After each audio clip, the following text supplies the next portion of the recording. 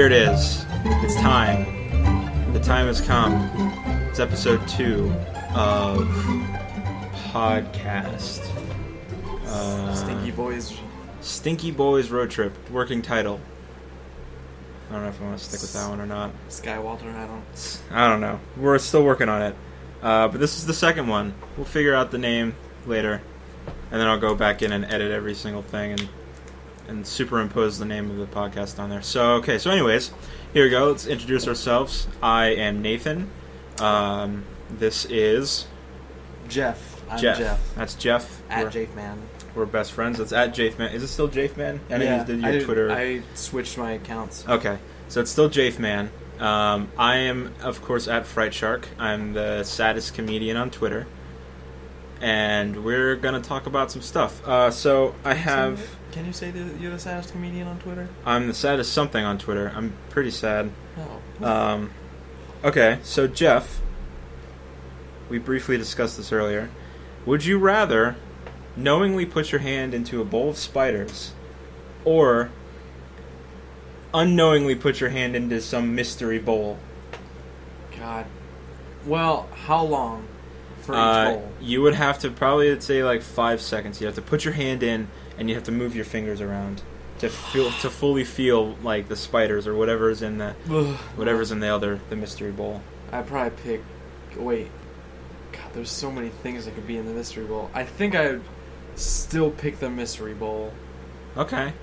See, but there's no guarantee that the mystery bowl is not just more spiders. Yeah, I know, but I think that I would rather have that. I mean, there's a million worse things. Like it could be a bunch of like just finally recently removed teeth. That's arguably worse than it could be spiders. It could be like peeled skin from sunburn. God. Just a bowl full of that, and you got to feel around in that. But you also have to. Okay, so another thing to think about is that. Do I see the bowl? No, it's a mystery bowl. The okay. mystery bowl, it's like there's a bowl. It's like in a bowl behind a curtain. Yeah, it's like in a haunted house where they have you just reach into like the bowls of like guts or whatever, where it's just like wet gummy worms and stuff like that. It's essentially that, but it'll be an actual gross thing. Well, actually, you'll never know what it is, but it'll just be something gross feeling. Anything feels gross if you're not sure what you're touching. I'm nodding my head. Okay. Nodding my head. So you're going to go with the mystery bowl. Yeah, I'd go with the mystery bowl. What would you go with? I would also go with the mystery bowl, only because the thing that makes me the most cautious about putting my hand into a bowl of spiders is that I assume whoever's got this weird fucked up challenge isn't going to put poisonous spiders in it, but you're still going to be agitating a bunch of spiders, and I assume you're going to get some bites while you're down there. Yeah. I don't think I want that. I don't think I want to get bit by spiders in any circumstance. I've been bit by a spider before on the face. Not fun. It was a brown recluse, wasn't it? It was a brown recluse, and I could have died. Luckily, we were right down the street from a hospital. When I was visiting my grandma in Florida, right outside of her front door, there was a black widow, and she didn't know. I was like, "Grandma, did you know that there's a spider up there?" And she's like, "No, I didn't." And I was like, "Did you know that it's a black widow spider?" And she was like, "What's that?" And I was like, "Probably like one of the most poisonous spiders in America." Yeah. I had one run-in with a black widow, and I was probably 6 or 7, and my younger sister and I shared a room. We had a bunk bed, and I was on the top bunk, and there was a little space between the foot of the bed and the wall, and one day I was sitting up in my bed, and I looked over, and there's just a black widow like down in the corner on the floor, and I felt like I was in a boat that was sinking, so I just sat on the top bunk, and I was just yelling for someone to come kill the spider. And then it got out the window, and we never found it. So, I don't know if there's a Black Widow out there that has my number, because I definitely ordered its assassination, but I hope not. All right, so that's a good one. So you had a thing that you were going to ask this week that we were going to talk about, right? There were 3. Which one? There were a couple ones. Well, the one that we were talking about in the car earlier. You want to go on that one? Let's start on that. Yeah. Okay. Generally, Which generally the subject we were talking about is immortality. Oh, that's what we wanted to talk about. So first of all, okay. Well, let's make a scenario out of it. Okay. So something. I remember what I was saying. Okay. Something is going to give you immortality. So, So you were saying that you would want... I would only accept the immortality if it could be me and like other people. A handful of other people. Right. So how many people? Like 4 other people? Yeah, like 4 other people. I'd pick like Okay. 3 people that I actually know, and 3 people that I'm on good terms with, and 1 person that I probably vehemently hate. Okay. How would you convince this 5th person that you don't like to be immortal? I don't think I feel like since it's like a cosmic being granting me immortality, I don't have to ask for permission. You're probably right. I guess that's true. They don't need to really ask permission for anything. Okay.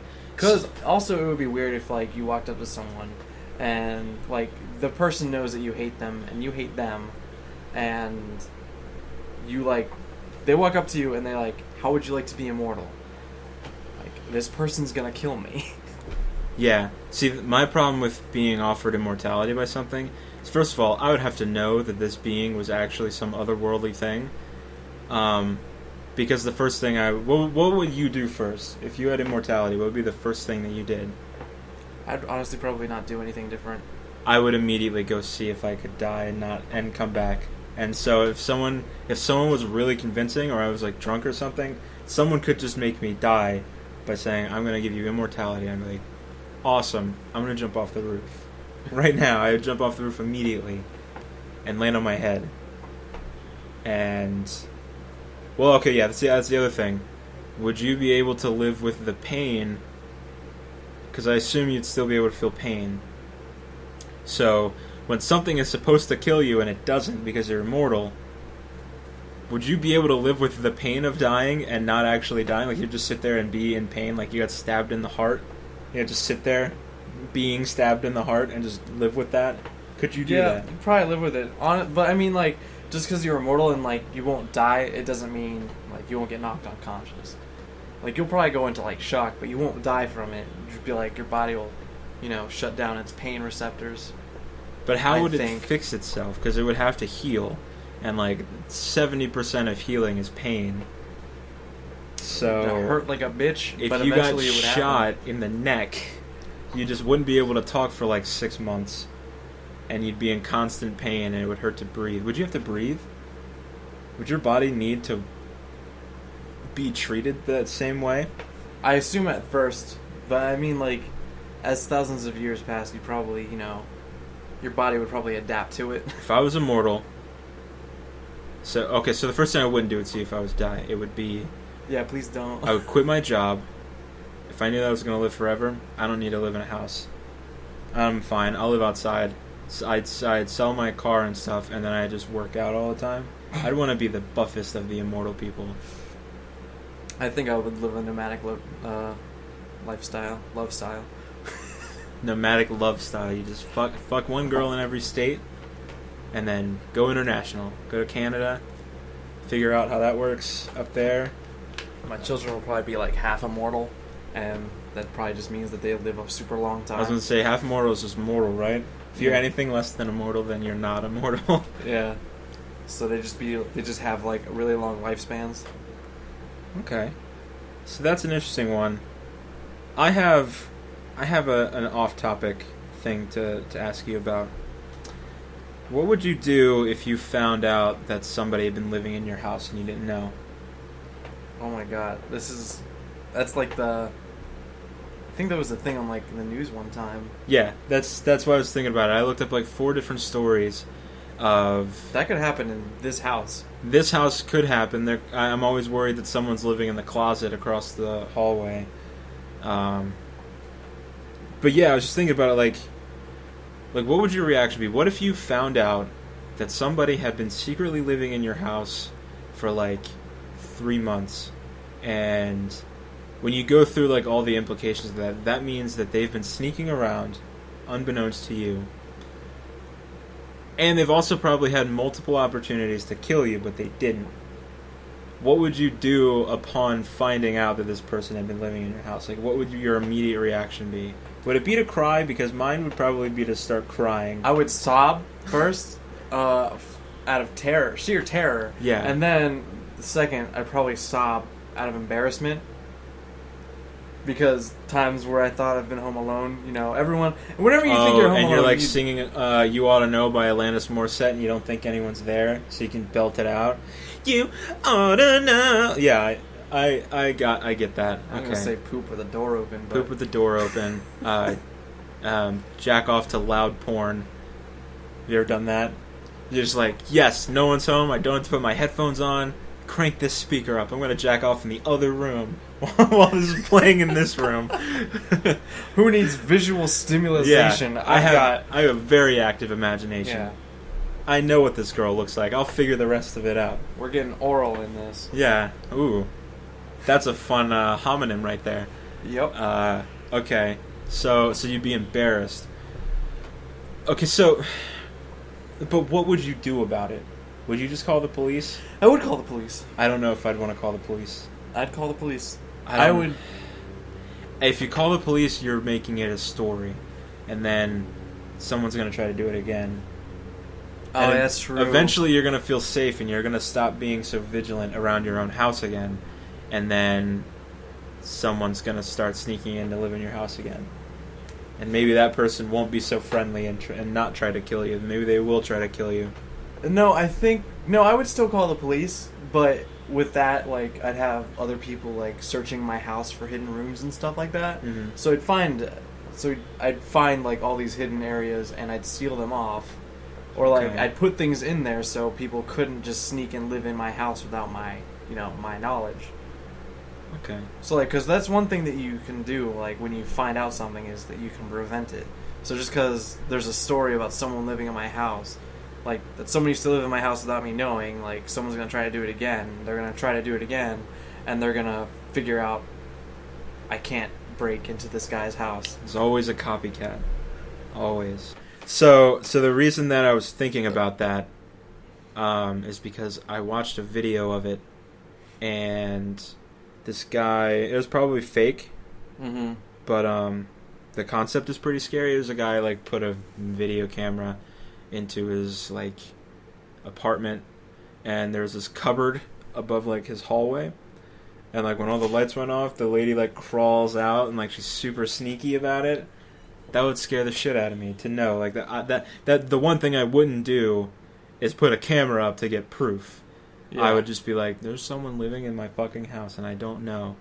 And then I'd also be worried about squatters' rights. But then again, I don't know if that counts if you don't know the person's living there. Yeah, it doesn't. Okay. I don't think.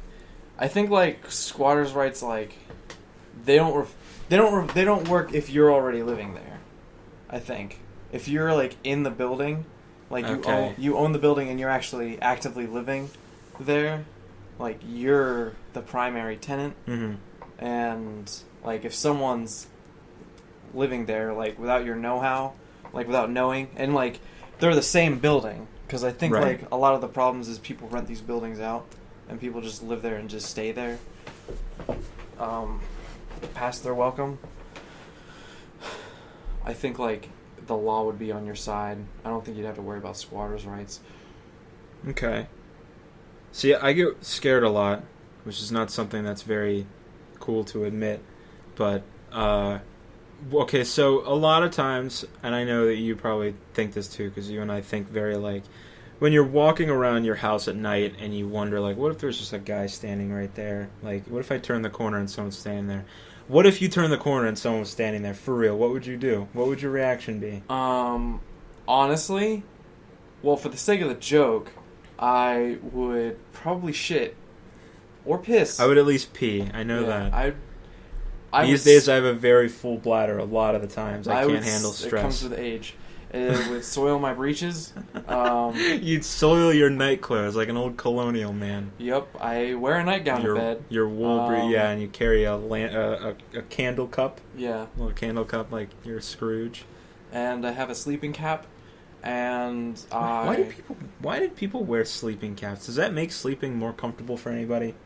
I can't imagine that. To dress up like Santa Claus for bed? Is it just a thing that they enjoy doing? They like feeling cheery all the time? Because you typically see people who aren't very cheery wearing sleeping caps. I don't know why they want to look like elves. All their joy escapes through there. Those are their dream catchers. but then it cycles their nightmares and pushes it back into their head. They're masochists, I guess. I don't know. But back to the thing. Oh, right. If I saw someone like turn the corner of my house, like going upstairs to my house to go use the bathroom, and I turn the corner into the hallway and there's a person standing there, first I'd yell, I'd gasp, as per that would be a realistic reaction. Then I'd run down into my room and grab one of my samurai swords and run back up. Also to have my phone, and I'd dial 911. That's important. See, I feel like my reflexes would kick in, and I would just punch. I just punch one time, and then, but then I think my body shuts down after that. And I just fall. I fall down afterwards. Like you pass out. My gut reaction is just a right straight, and then I don't know what happens after that because I've never been in that situation. But I have a feeling that what happens is if there's a guy standing there and it's an actual guy, right straight into whatever I'm aiming at. And then my brain goes, you just hit a thing, and that guy, it's real. And then I just fall down. Oh, okay, I'm going to sleep. So I think I'll just fall asleep immediately. Sometimes when I'm alone at my house and like I'll wake up at like 4 a.m. because I hear a noise in my room, like the first thing I'll do is say, fuck you. I just feel like, no. Like, I say awful things to the ghost in my room or whoever just broke into my room to make, at 4 a.m. to make a ruckus and wake me up. It's like, first of all, it's rude. When I lived in Mississippi, our house was haunted as fuck is how I used to describe it. Like, it wasn't regular haunted. There were like 4 or 5 different hauntings going on, and that's how I would react too. I would just be like, oh, what the fuck? Like, I'd be upset. I'd be annoyed. And, like, we had this door in our hallway upstairs that would just open itself up, and you would watch it open up. Like, you'd be walking down the hallway, and it would just open up in front of you. And that would always happen, because you had to go all the way down the hallway to get to the bathroom. And so I'd turn the corner, and I'd watch the door open, and I'd just be like, what the fuck, guy? Like, I'm annoyed that this stupid ghost keeps opening this door up. And then my cat started to fuck with us, because the cat would go down into the basement, and it found a way to crawl up into that cupboard from the basement, and then it would pop out of the cabinets really quick, like when you're walking down the hallway.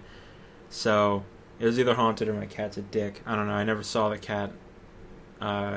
Most of the time, I never saw the cat actually do it. But then bread would always be falling off the fridge, and that was just rude. Like, there was no, like, it's not scary or anything. It was just a bother to, like, be walking through the kitchen, and then the bread just falls down, and it's like, great, I gotta pick this up. They're just making messes, basically. They're making our house look really untidy. Ghosts are awful people, because they have unfinished business, and the unfinished business is to be a fucking dick. Yeah. I hate ghosts.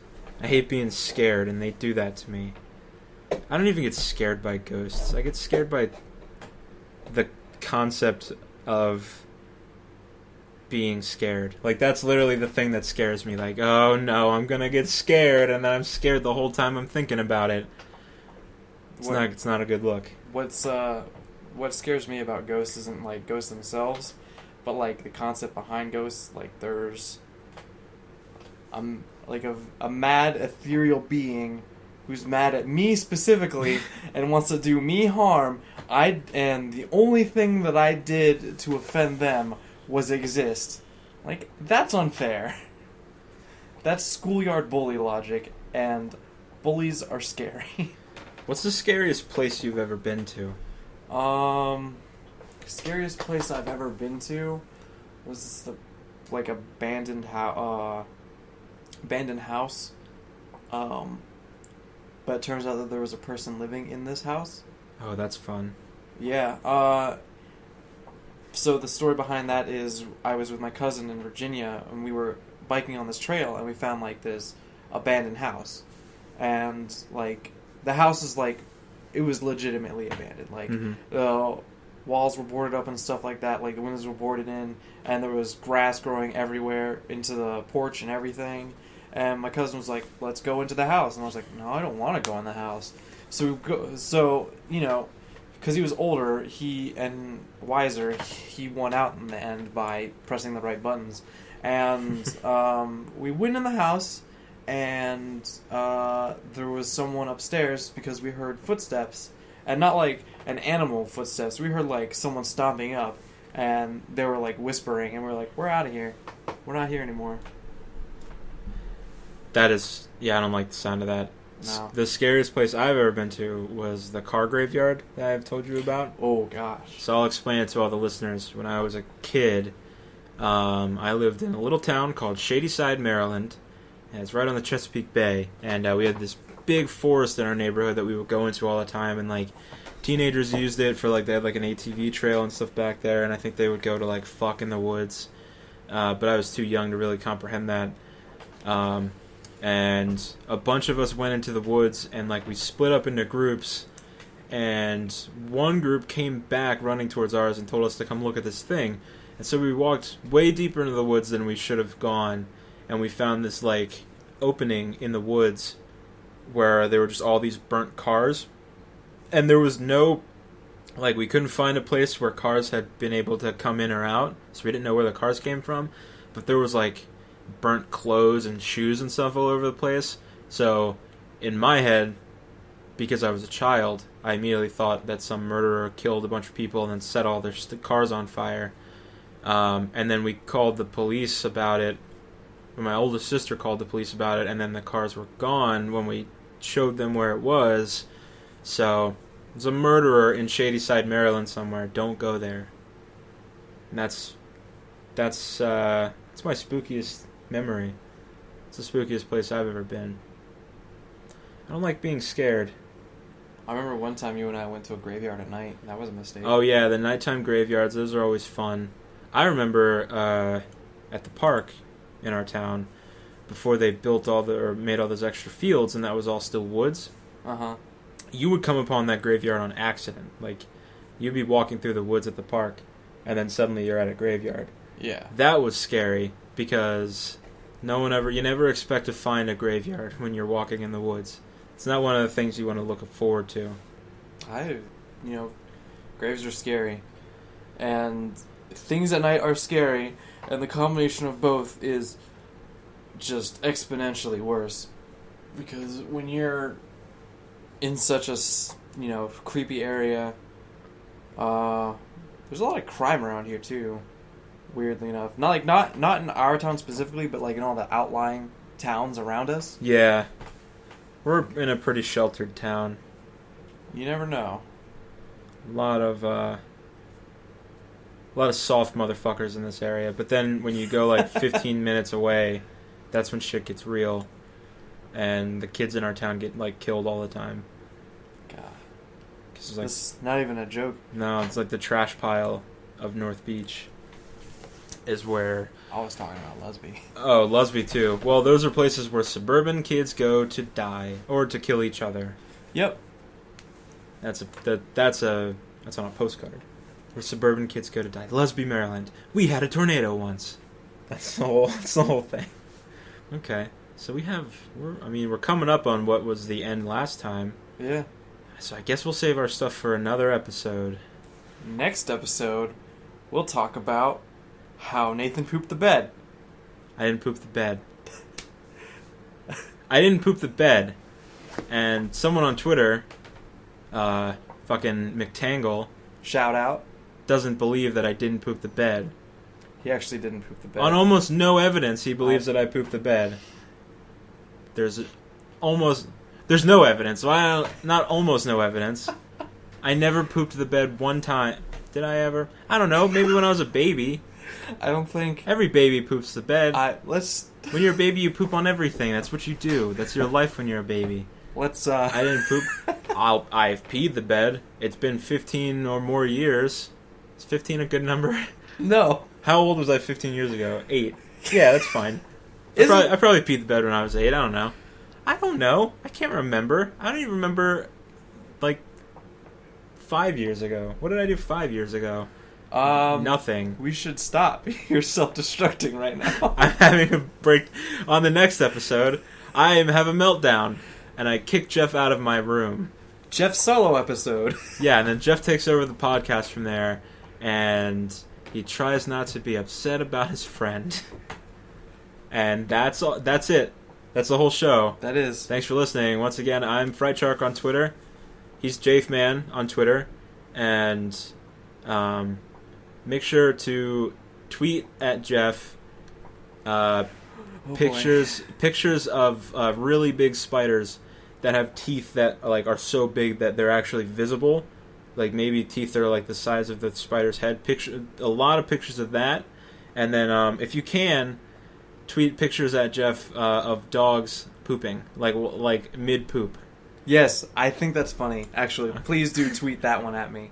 Also, for your own reference, you should Google the Australian house spider and golden orb spiders, because those are fun. And on that note, bye-bye. See ya.